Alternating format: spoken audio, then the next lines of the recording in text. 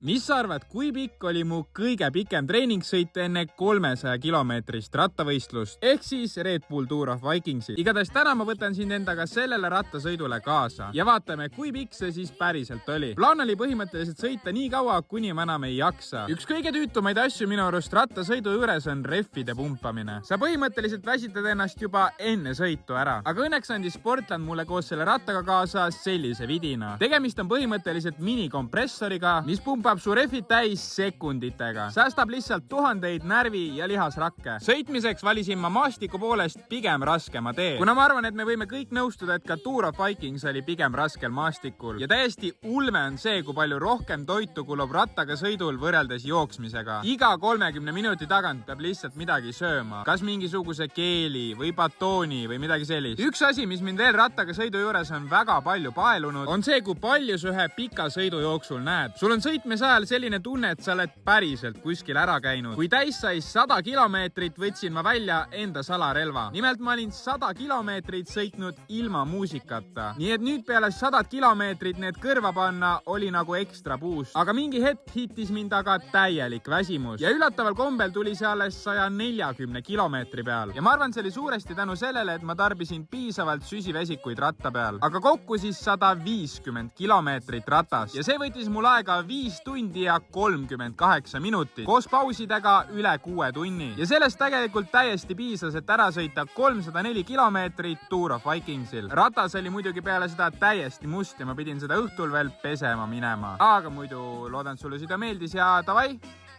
tšau!